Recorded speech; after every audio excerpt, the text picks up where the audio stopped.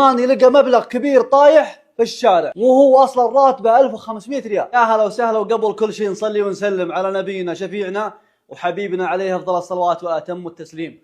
هذا يمني اسمه منير. اليمني هذا جاي عن طريق الحدود بالتهريب، يعني في السعوديه موجود هو مجهول هويه، والكلام هذا له سنين ما هي بشوي كثيره. الرجل مشى الين وصل محافظة بيشة.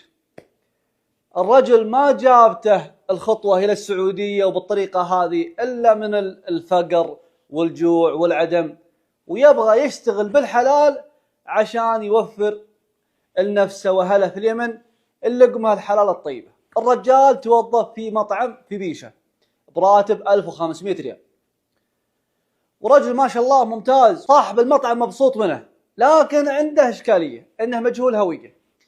في يوم من الأيام بعد ما سولف صاحب مطعم دخوياه، قالوا يا ولد بتوهق أنت، والله بتوهق وبيقفلوا مطعمك وبيبهدلونك، ما تسوى. العامل بداله عامل، وهذا إذا ما قدرت تضبط وضعه وتصححه خلها يمشي. خاف الرجال فعلا بمسؤولية الحكومية، وفعلا كان معه حق في هالنقطة. المهم الرجال مشاه، قال الله يستر عليك. في ذيك الفترة يقول في برد وفي شتاء وتضايقت، يقول جلست دون عمل وأنا متضايق، ما جابتني الخطوة هذه كلها والروحة والمشي البعيد هذا إلا عشان آخذ لقمة حلال. في يوم من الأيام وهو قاعد يمشي كذا في الليل في ظلمة ليل، يقول والقى ذيك الكيسة الملمومة لفتها، واضح أنها يعني ملمومة مرة، يعني شديدة. حسيت إني سوداني، الله ونعم السودانية. المهم ملمومة مرة شديد.